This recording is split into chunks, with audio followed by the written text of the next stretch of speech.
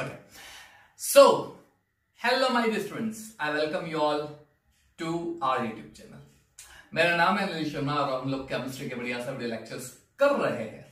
Parallel standard 11 12 के video lectures बढ़िया से आपको मिल रहे हैं। स्टडी करते रहिएगा, पढ़ते रहिएगा, मजा आएगा आपको।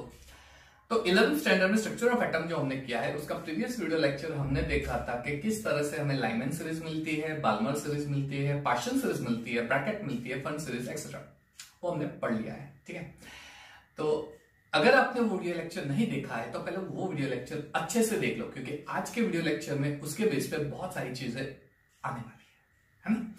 तो बने रहिएगा मेरे साथ, हम लोग कंटिन्यू कर रहे हैं स्ट्रक्चर ऑफ एटम का। So again my name is Anil Sharma and I welcome you all to our YouTube channel. Over the screen Niels Bohr ने लाइट स्पेक्ट्रम स्टडी किया तो उसके दिमाग में बहुत सारे ख्याल उमड़ गए, एटम कैसे हो सकता है। बहुत सारी चीजें रिसर्च की, लाइमैन सीरीज ऐसे मिलेगा, बाल्मर ऐसे, एनर्जी व्हाटएवर। उसके बेस पे उसने कुछ पोस्टुलेट्स दिए, एटॉमिक मॉडल कैसा होता है, एक एटम का मॉडल कैसा होता है, उसके बेस पे उसने कुछ पोस्टुलेट्स दिए। एग्जाम के लिए बहुत इंपॉर्टेंट है, बोर्ड एग्जाम्स के लिए। तो मैंने थियरी के फॉर्म में दिया है, स्क्रीनशॉट लेके उसकी पूरी थियरी नोटबुक में नोट डाउन कर देना, पूरी थियरी। ठीक है, चलिए तो हम लोग स्टार्ट करते हैं। Postulates of Bohr's atomic model. Postulate number 1, electron revolve round the nucleus with definite velocity in certain fixed or closed circular paths called orbit or shells or stationary states. These shells are numbered as 1, 2, 3, 4 or termed as k element from the nucleus. Electron हमेशा एक particular orbit पे, एक particular path पे revolve करता है nucleus के आसपास। Particular यानी जिस डिस्टेंस पे इलेक्ट्रॉन रिवॉल्व कर रहा है उसी डिस्टेंस पे कंटिन्यू मोशन करता रहेगा इलेक्ट्रॉन। ठीक है, न्यूक्लियस के आसपास तो डेफिनाइट सर्कुलर पाथ पे रिवॉल्व करेगा, जिसको हम ऑर्बिट बोलते हैं या शेल्स या व्हाटएवर यू कैन से। उसे के एलिमेंट, जैसे ये देखो, ये डायग्राम मैंने आपको दिखाया है ना, डायग्राम। यहां पे जैसे फर्स्ट ऑर्बिट है तो इलेक्ट्रॉन जो फर्स्ट ऑर्बिट में घूमेगा वो इलेक्ट्रॉन फर्स्ट में ही घूमेगा, वो कभी भी अपना पाथ चेंज नहीं करेगा। सिमिलरली जो सेकंड ऑर्बिट में इलेक्ट्रॉन, वो सेकंड ऑर्बिट में ही घूमेगा, वो कभी भी अपना पाथ चेंज नहीं करेगा। ठीक है, ये इसको ओके। सिमिलरली जो इलेक्ट्रॉन थर्ड ऑर्बिट में घूम रहा है वो थर्ड ऑर्बिट में ही घूमेगा, वो कभी भी अपना पाथ चेंज नहीं करेगा। जैसे ही फोर्थ ऑर्बिट है वैसे ही, ठीक है, फोर्थ ऑर्बिट में ही इलेक्ट्रॉन घूमेगा, वो कभी भी अपना पाथ चेंज नहीं करेगा। न्यूक्लियस के आसपास एक पर्टिकुलर, यानी हर एक इलेक्ट्रॉन, अरे बाप रे ये तो कुछ और बन गया, हर एक इलेक्ट्रॉन एक पर्टिकुलर पाथ पे रिवॉल्व करते हैं, जिसे हम बोलते हैं या तो ऑर्बिट या फिर आप बोल सकते हो शेल्स, स्टेशनरी स्टेट्स। अच्छा, उसे आप ऐसे नंबर दे सकते हो 1, 2, 3, 4, या फिर अल्फाबेटिकली भी बोल सकते हो। 1 यानी के शेल, 2 यानी एल शेल, 3 यानी एम शेल, 4 यानी एन शेल। सिर्फ 4 नहीं होते, 5, 6, 7 भी होते, K L M N O P Q R S T, ऐसे जाएगा। ठीक है, पहले K L M N O P Q R S, ऐसे सारे ऑर्बिट का नंबरिंग आप दे सकते हो या फिर अल्फाबेटिकली भी बोल सकते हो। ठीक है, तो पहला पॉइंट काफी क्लियर है, इजी है, आप बोल सकते हो ये सारी चीजें। ओके, चलिए तो इसको मैंने इरेज कर दिया पहला पॉइंट। तो इसका स्क्रीनशॉट ले लो, फर्स्ट पॉइंट उसका स्क्रीनशॉट ले लो। Electron revolve around the nucleus in a particular orbit definite velocity के साथ। डेफिनाइट यानी फिक्स, वो कभी भी अपनी वेलोसिटी भी चेंज नहीं करेगा। अब मान लीजिए कि उसको, अच्छा बेहतरीन एग्जांपल देता हूं, मैंने तो बहुत खेला है, अगर आपने खेला हो तो पता नहीं, वो पत्थर बांधते डोरी पे और से घुमाते, जब हम घुमाते ना तो वो पत्थर उसी डायरेक्शन में गोल गोल घूमता है और उसकी वेलोसिटी सेम होती है, वो कभी भी वेलोसिटी चेंज नहीं करेगा। और उसी पाथ इलेक्ट्रॉन भी वैसा ही एक सर्कुलर पाथ में घूमेगा और जैसे जैसे घूमेगा उसकी वेलोसिटी वही रहेगी, चेंज नहीं होगी, वेलोसिटी मोमेंटम वही रहेगा, कभी भी चेंज नहीं होगा। ठीक है, इसका डायग्राम भी बनाना हो तो आप बना सकते हो, पहला पॉइंट। ये बोर्ड एग्जाम में क्वेश्चन आता है तो आप ये सारे पॉइंट नोट कर सकते हो। Number 2 point, each orbit associate with a definite amount, यानी ईच ऑर्बिट, जैसे फर्स्ट ऑर्बिट है तो it has a definite amount of energy, orbit की एनर्जी होती है। बहुत बढ़िया पॉइंट उसने बोला है, बहुत बढ़िया। हर एक ऑर्बिट की एक स्पेसिफिक एनर्जी होती है, यानी एनर्जी इलेक्ट्रॉन की नहीं होती, ऑर्बिट की होती है। ठीक है, इलेक्ट्रॉन जो होता है वो पर्टिकुलर ऑर्बिट में घूमेगा तो उस ऑर्बिट की एक पर्टिकुलर एनर्जी होती है। क्लियर? वही ऑर्बिट अलाउ करेगा इलेक्ट्रॉन। फर्स्ट ऑर्बिट है तो फर्स्ट ऑर्बिट में इलेक्ट्रॉन घूमेगा तो वो फर्स्ट में ही घूमेगा, सेकंड उसको अलाउ नहीं करेगा। तो फर्स्ट में है ना, तू मेरे में नहीं आ, तो फर्स्ट में ही घूम, क्योंकि उसकी वेलोसिटी उस एनर्जी से मैच हो रही है। समझ में आ रहा है? जैसे जैसे आप दूर जाओगे वैसे वैसे वेलोसिटी चेंज होती जाएगी, है ना। तो पर्टिकुलर इलेक्ट्रॉन पर्टिकुलर ऑर्बिट में ही घूमेगा। तो it has a definite amount of energy as long as an electron is revolving in an orbit it neither loses nor gains energy. सीधे सीधा मैक्सवेल को नकार दिया। मैक्सवेल ने क्या बोला था? जब कोई चार्ज पार्टिकल घूमता है ना तो उसमें से एनर्जी बाहर निकलती है, बोला। अब क्वेश्चन वही था कि इलेक्ट्रॉन चार्ज पार्टिकल है, वो घूम रहा है तो उसमें से एनर्जी बाहर निकलनी चाहिए। इसने उस पॉइंट को नकार दिया, नेगेटिव दे दिया, नेगेटिव रिस्पॉन्स। उसने क्या बोला, नील्स बोर्ड ने, कि इलेक्ट्रॉन जब घूमता होता है ना तो वो इलेक्ट्रॉन एज लॉन्ग एज उसी न्यूक्लियस में घूमेगा, सॉरी ऑर्बिट में घूमेगा न्यूक्लियस के आसपास, और जब वो घूमता रहेगा ना तब उसमें से ना तो एनर्जी बाहर निकलेगी ना तो एनर्जी एटम के अंदर जाएगी। सीधा हिसाब है, ना तो वो एनर्जी घुमाएगा ना तो वो एनर्जी गेन करेगा, उसी एनर्जी के साथ कांस्टेंट डेफिनेट फिक्स्ड एनर्जी के साथ घूमता रहेगा। ठीक है, ये चीज। Hence these orbits, इसलिए उसको स्टेशनरी ऑर्बिट बोल सकते हो, या स्टेशनरी स्टेबल ऑर्बिट्स, या स्टेशनरी एनर्जी स्टेट्स भी बोल सकते हो। एक और मैं यहां पे डाल रहा हूं, स्टेशनरी एनर्जी स्टेट्स भी बोल सकते हो। और थोड़ा ओके, और कलर चेंज कर देते हैं। बहुत ही चेंज हो गया, ये क्या हो रहा है भाई? ओके फाइन, ये हो गया, चलो। और स्टेशनरी एनर्जी स्टेट्स भी बोल सकते हैं, ठीक है, स्टेशनरी एनर्जी स्टेट्स।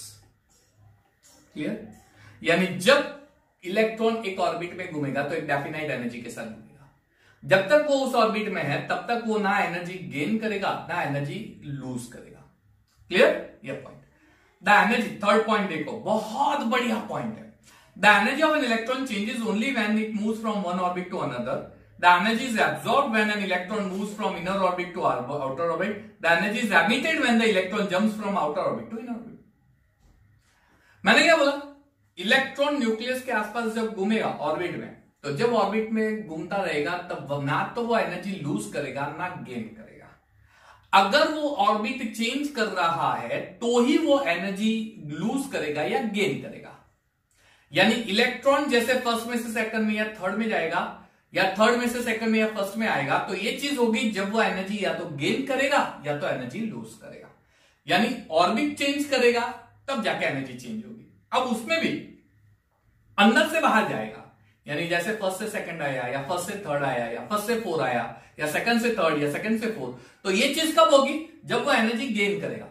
यानी एक इलेक्ट्रॉन एनर्जी एब्जॉर्ब करेगा और एब्जॉर्ब करने के बाद इनर ऑर्बिट से आउटर ऑर्बिट जाएगा। अगर वो आउटर से इनर आ रहा है, बाहर से अंदर आ रहा है, तो वो एनर्जी रिलीज करेगा। देखो डायग्राम देखो, मैं आपको दिखाता हूं। ये एनर्जी गेन की, देखो फर्स्ट ऑर्बिट में है, वो डॉट देखो, डॉट पे फोकस करो। फर्स्ट ऑर्बिट में एनर्जी गेन की, वो सेकंड में चला जाएगा, ये गया सेकंड में, देखो है ना, एनर्जी एब्जॉर्ब की सेकंड में गया।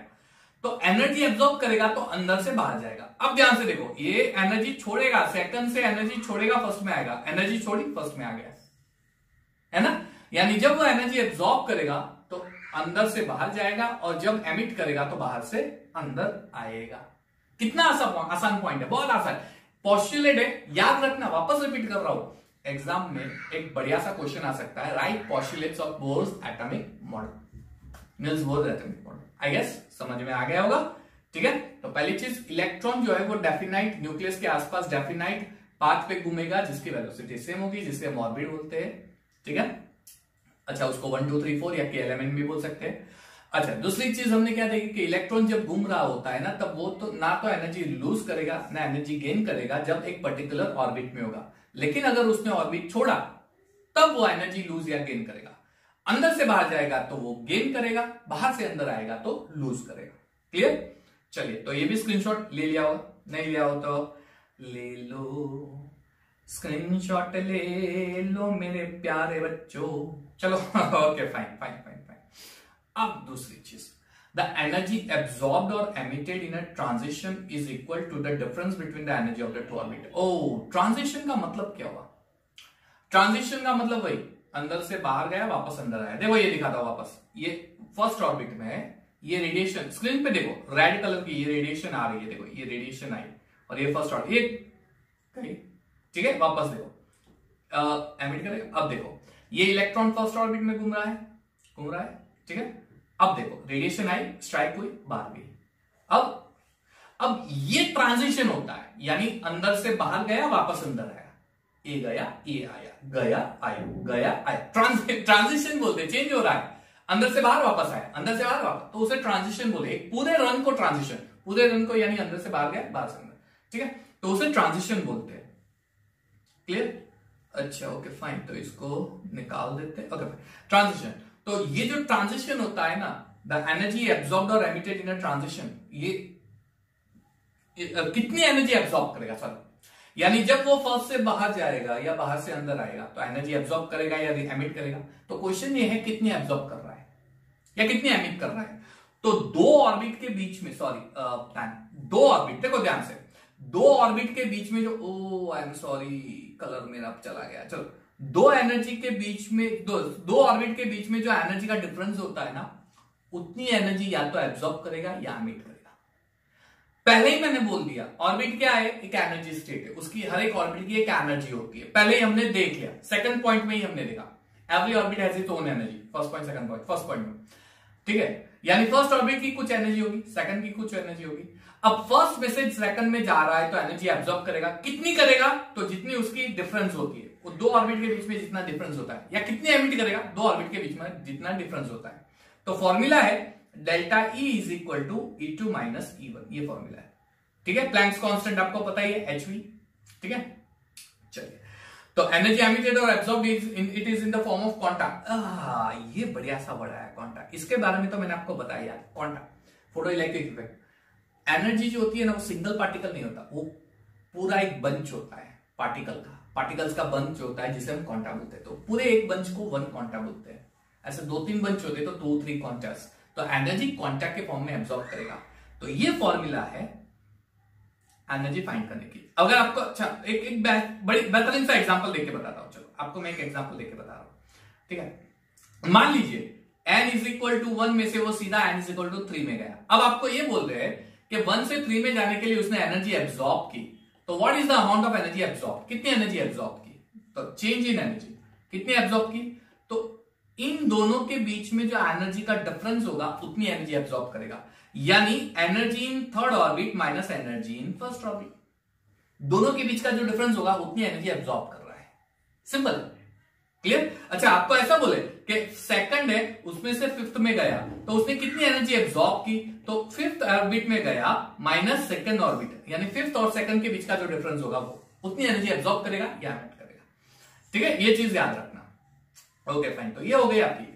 तो E1 and E2 lower and higher energy states, okay. ये आपका फोर्थ पॉइंट, स्क्रीनशॉट ले लो, this is your fourth point, take a screenshot, okay. Next and the last point is, last point, चलिए ignore the background noise, मस्ती पे आया है छोटा बड़ा। Electron can revolve only in orbit where angular momentum are an integral multiple of the factor h/2। अरे बाप रे, ये क्या पंगा हो गया। इसका मतलब क्या निकाले, इलेक्ट्रॉन उसी ऑर्बिट में घूमेगा जिसका angular momentum integral multiple of NH/2। अच्छा, मैंने फॉर्मूला दे दी, ये एंगुलर मोमेंटम है, n इंटीग्रल मल्टीपल, ये एंगुलर मोमेंटम है, यहां पे n इंटीग्रल मल्टीपल h/2। तो n इंटीग्रल मोमेंट ये क्या है, सॉरी इंटीग्रल मल्टीपल, तो 1 2 3 4 यानी ऑर्बिट। अब देखो मैं आपको बढ़िया सी चीज समझाता हूं, बढ़िया सी चीज समझाता हूं। Angular momentum is equal to NH/2π। अगर इलेक्ट्रॉन फर्स्ट ऑर्बिट में है तो एंगुलर मोमेंटम कितना होगा, h/2π। अगर इलेक्ट्रॉन सेकंड ऑर्बिट में है, एंगुलर मोमेंटम कितना होगा, 2h/2π, 2 कैंसिल यानी h/π। अगर इलेक्ट्रॉन थर्ड ऑर्बिट में है, एंगुलर मोमेंटम कितना होगा, 3h/2π। क्लियर। अगर angular momentum, sorry n equal to 4 है, तो एंगुलर मोमेंटम फोर्थ ऑर्बिट के इलेक्ट्रॉन का angular momentum 4h/2π, that is 2h/π। अब जो मैं बोल रहा हूं ना वो ध्यान से समझो, तब आपको पता चलेगा।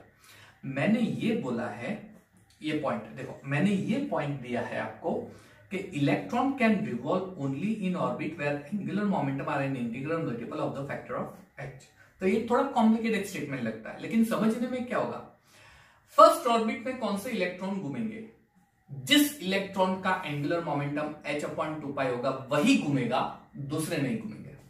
यानी फर्स्ट ऑर्बिट उसी इलेक्ट्रॉन को अपने ऑर्बिट में अलाउ करेंगे घूमने के लिए जिसका एंगुलर मोमेंटम ये होगा।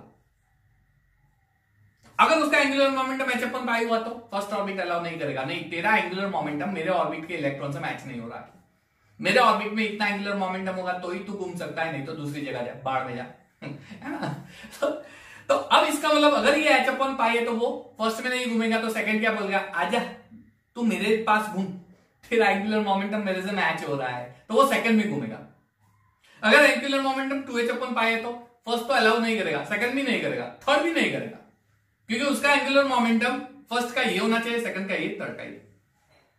तो फोर्थ ऑर्बिट बोलेगा कि भाई तेरा जो एंगुलर मोमेंटम है वो मेरे ऑर्बिट से मैच खाएगा, तू काम कर, मेरे आसपास घूम, मैं तुझे अलाउ करूंगा।